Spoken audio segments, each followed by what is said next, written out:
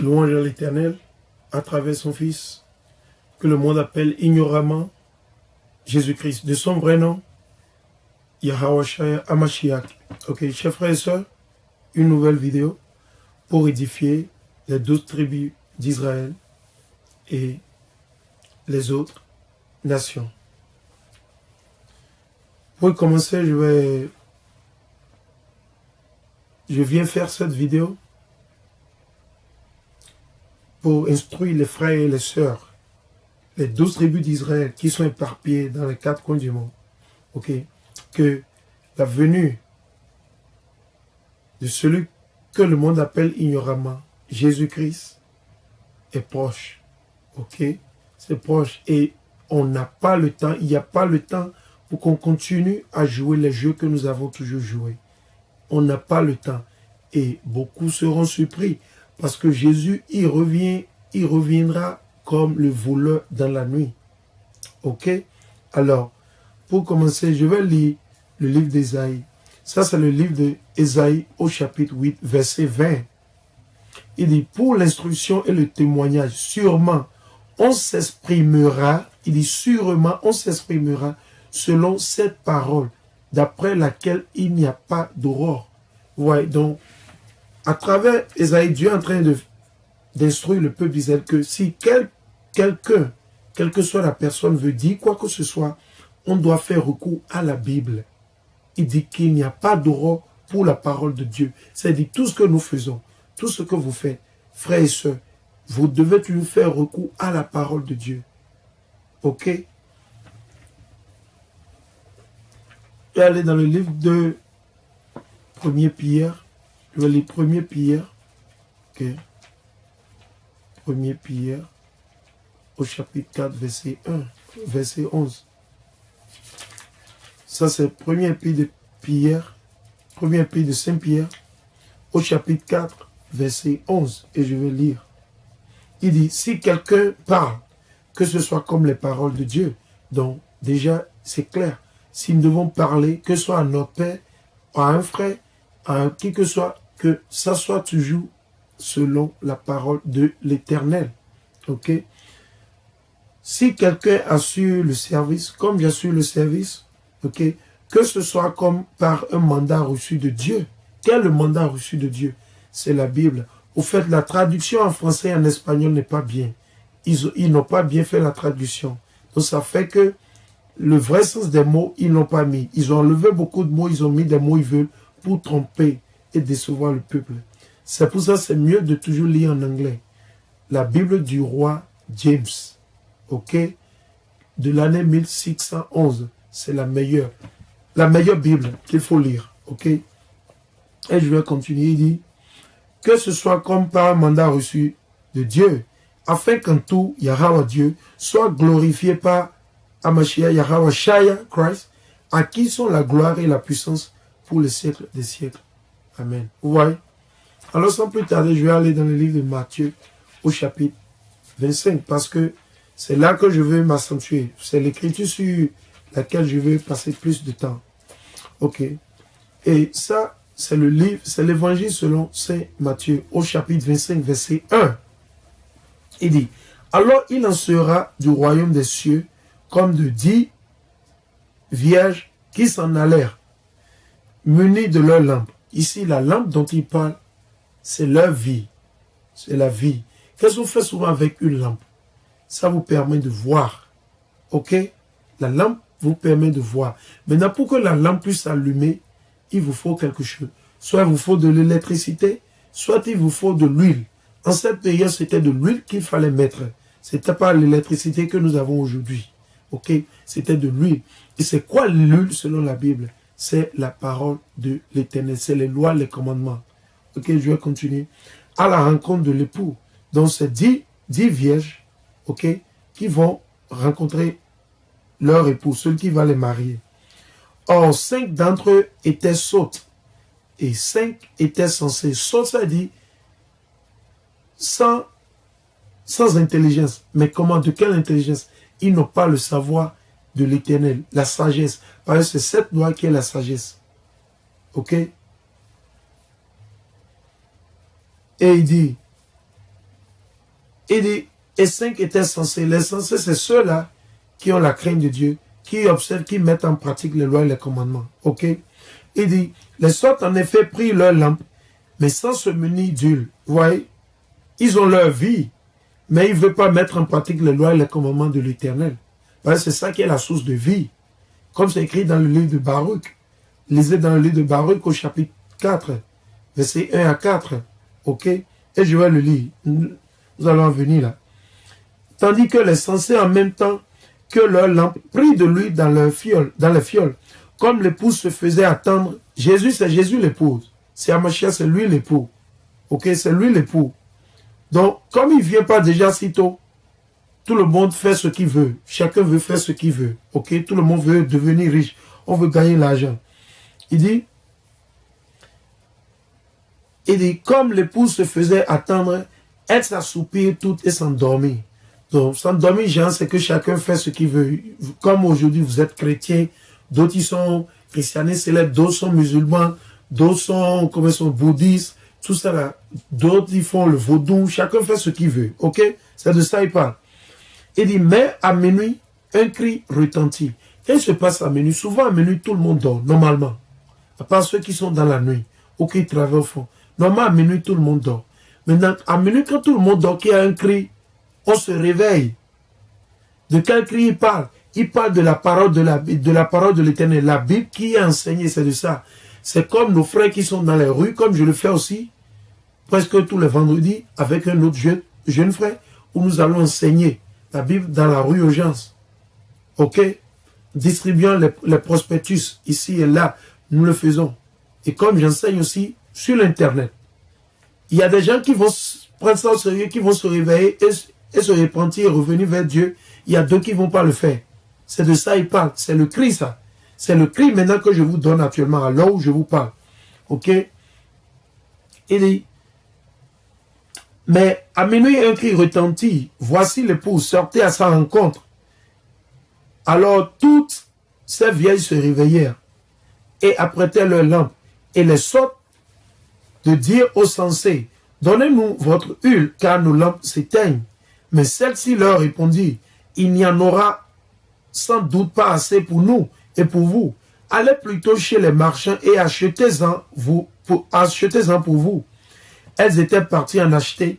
Quand arriva l'époux, celle qui était prête entrait avec lui dans la salle des noces, et la porte se referma. Finalement, les autres vierges arrivèrent aussi et dirent, Seigneur, donc il disait à Jésus, Jésus, comme les chrétiens le disent souvent, Seigneur, Seigneur, Seigneur, ouvre-nous. Mais voilà la réponse de Jésus. Mais il répondit, en vérité, je vous le dis, je ne vous connais pas. Veillez donc, car vous ne savez ni le jour ni l'heure. Vous voyez? Donc, c'est de ça nous disons que nous voulons partager avec vous. C'est important.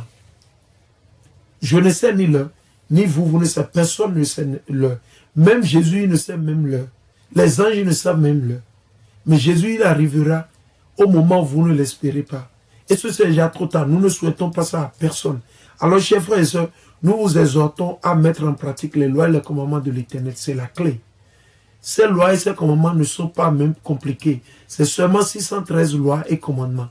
Et dans ces 613 lois et commandements, il y a les lois sacrificielles qu'on n'a plus besoin d'observer. Mais les autres lois, les fêtes, on doit les mettre en pratique. Il n'y a rien de compliqué. Et c'est écrit. C'est de Genèse, c'est dans les 5 premiers livres, ou le Torah. C'est de Genèse à quoi?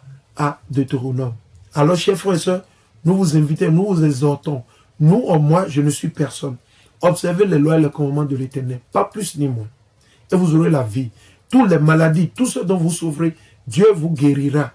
Il faut avoir la foi. N'attendez pas les miracles, non. Parce que Dieu a dit, pour cette génération, il n'y aura pas de signe ou de miracle, non.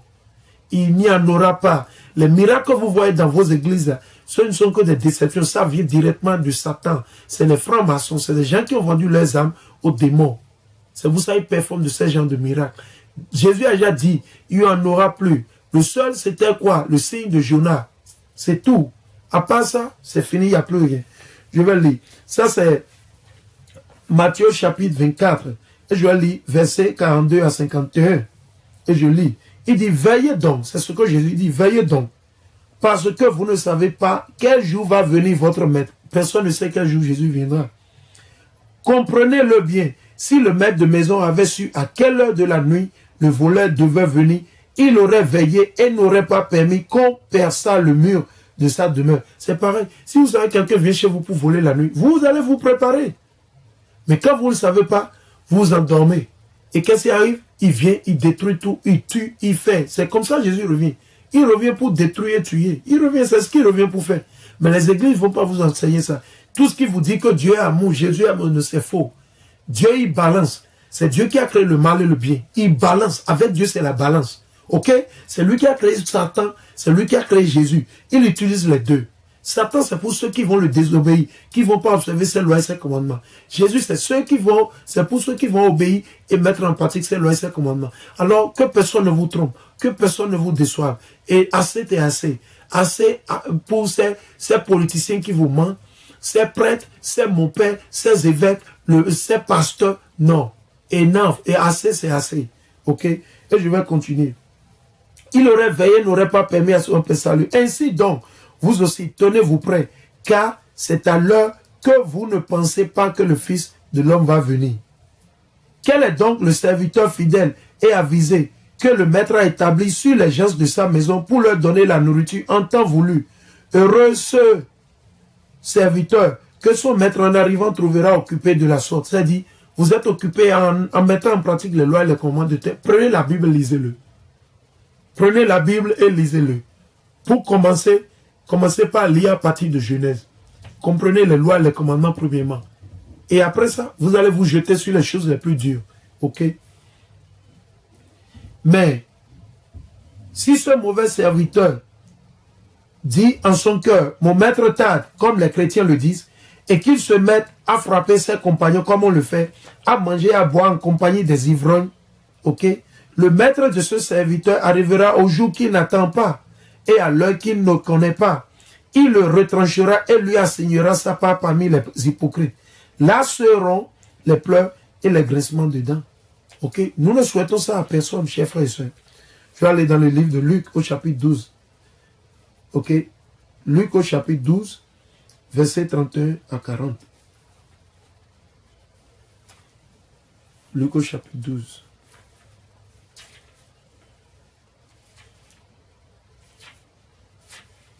Luc au chapitre 12, versets 31 à 40. Et je vais lire. Dit, aussi bien chercher son royaume. Il dit, chercher le royaume de l'Éternel premièrement. C'est la première des choses. Ce n'est pas comment devenir riche, comment avoir un doctorat, tout ça là, comment devenir premier ministre, avocat, tout ça. Non. Il faut chercher premièrement le royaume de Dieu. Comment on cherche le royaume de Dieu? C'est en observant les lois et les commandements de l'Éternel et en les mettant en pratique. Pas juste avec votre bouche. Pas en allant à l'église le dimanche. Non. Dieu n'a jamais commandé d'aller à l'église le dimanche. Non. Ok? Il dit, aussi bien chercher son royaume et cela vous sera donné par sur quoi? Soit sans crainte, petit troupeau, car votre Père s'est complu à vous donner le royaume. Vendez vos biens et donnez-les en aumône. Faites-vous des bourses qui ne s'usent pas, un trésor inépuisable dans les cieux, où ni voleur n'approche, ni mythe ne détruit. Car où est votre trésor, là aussi sera votre cœur. Que vos reins soient sains et vos lampes allumées. Quelles sont vos lampes? C'est les lois et les commandements. Soyez semblables, vous, à des gens qui attendent leur maître à son retour de noces. Vous voyez, Jésus fait toujours recours à ce que nous avons lu dans Matthieu 25, chapitre 1 à 13, et ce que nous avons lu dans Matthieu 24. Ok? Il dit, heureux pour lui ouvrir dès qu'il viendra et frappera. Heureux ce serviteur que le maître en arrivant trouvera en train de veiller. En vérité, je vous le dis, il se scindra, les fera mettre à table et passant de l'un à l'autre, il les servira. Il dit, Jésus va les servir. Vous ne voulez pas ça? Moi, je veux ça. Moi, je veux que Jésus me serve. Je veux. Je veux qu'il me serve. C'est une bénédiction. Ok? Mais pour qu'il me serve, je dois mettre en pratique ses lois et ses commandements. Enseigner, édifier les frères et les sœurs qui sont éparpillés dans les quatre coins. Ça, ce n'est pas pour devenir, comment on dit, célèbre ou bien devenir riche. Non, c'est pour édifier le peuple. Donc, quand vous suivez mes vidéos, partagez-les sur vos réseaux sociaux, Facebook, quoi c'est, pour qu'on puisse édifier, réveiller les 12 tribus d'Israël. C'est important. C'est le devoir de tout un chacun de nous. Ok? Il dit qu'ils viennent à la deuxième ou troisième veille. S'ils trouvent les choses ainsi, heureux seront-ils. Comprenez bien ceci. Si le maître de maison avait su à quelle heure le voleur devait venir, comme on l'a vu, ça c'est le troisième précepte, il n'aurait pas laissé percer le mur de sa maison. Vous aussi, tenez-vous prêts, car c'est à l'heure que vous ne pensez pas que le Fils de l'homme va venir. Vous voyez, la même chose. Et je vais aller toujours dans Luc au chapitre 21. Je vais lire maintenant 21, versets 34 à 36. Luc 21. Luc 21 et 34 à 36.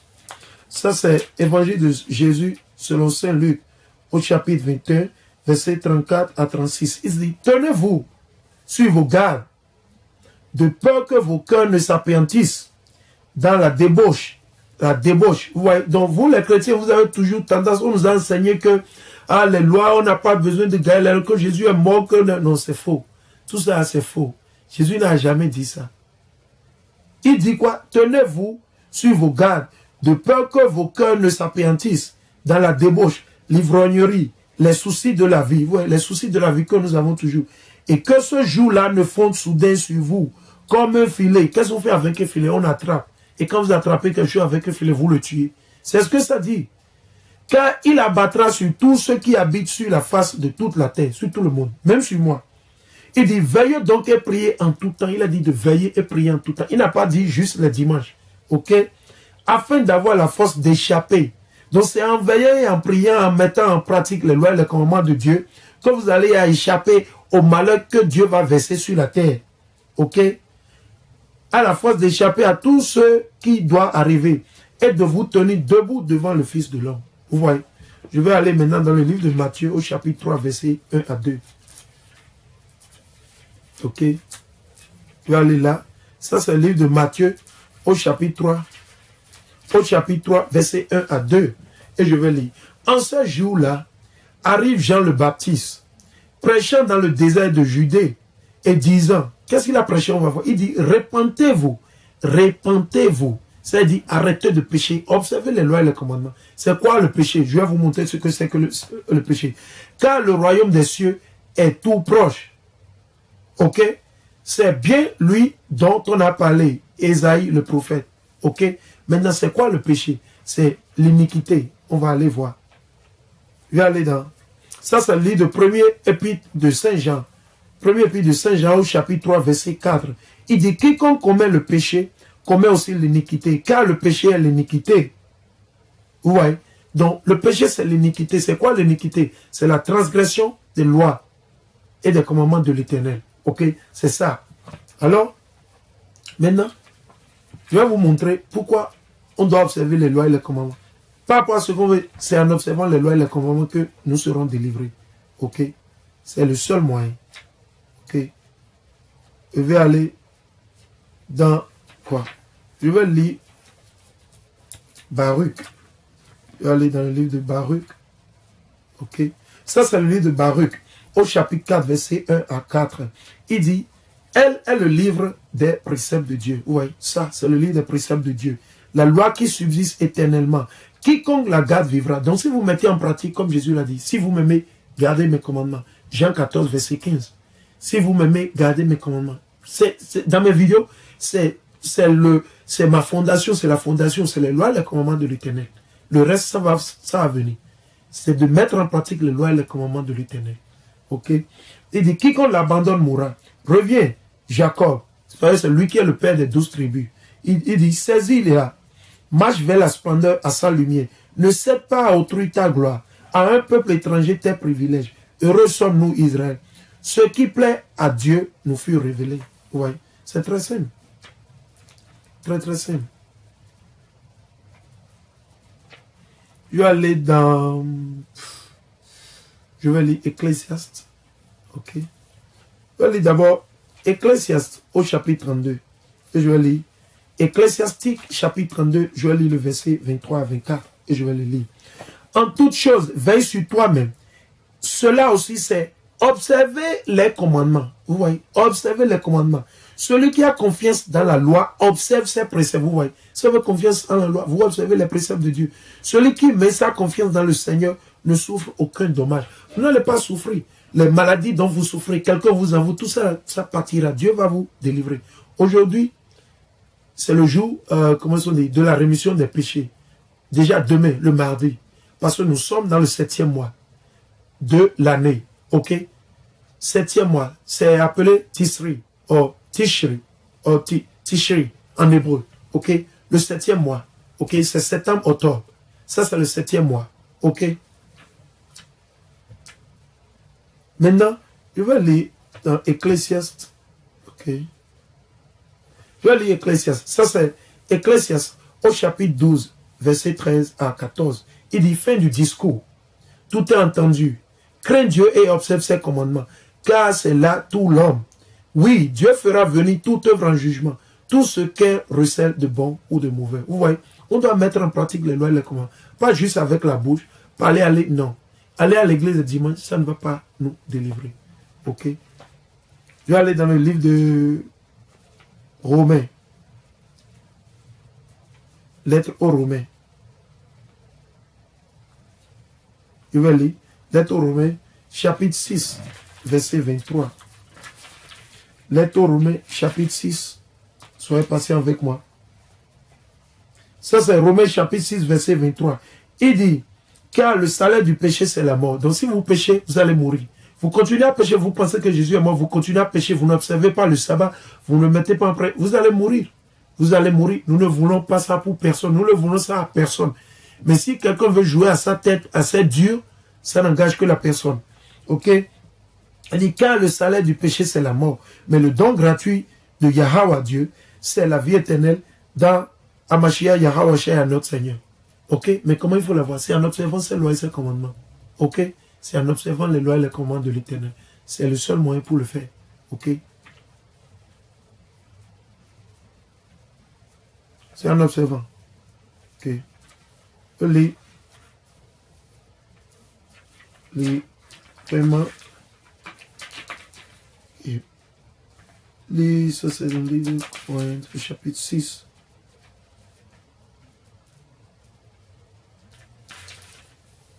Ok, tenez. Il dit, je vais vous lire. Il dit, tout est permis. Ça, c'est le premier épître aux Corinthiens. Ok? Tu vois? Je vais lire le chapitre 6. Au chapitre 6. So, je vais lire. Ça, c'est le premier épître aux Corinthiens.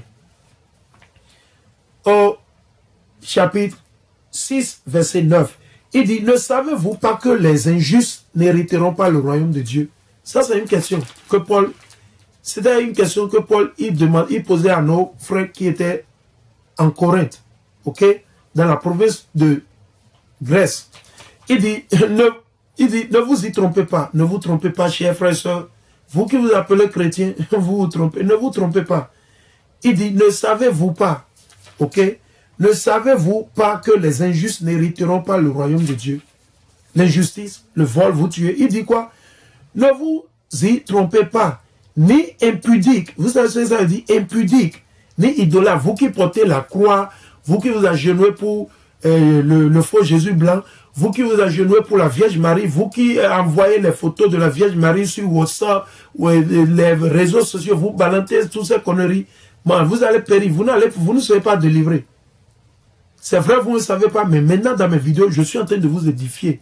Donc il est temps que vous arrêtez ces conneries, ok? Il dit ni impudique, ni idolâtre, ni adultère, ok? Vous, qui ne vous suffisez pas seulement sur votre femme, mais vous voulez coucher avec la femme de vos frères, coucher avec la femme de vos amis, faire de ces conneries, ok? Il dit ni idolâtre, ni adultère, ni dépravé sexuel, vous, les homosexuels, vous qui voulez vous coucher avec les animaux, vous qui faites de ces trucs abominables. Il dit ni gens de mœurs infâmes. Les mœurs infâmes, c'est quoi? Aujourd'hui, la femme porte le pantalon, on pense que c'est normal, parce que nous sommes au 21e siècle. Ok.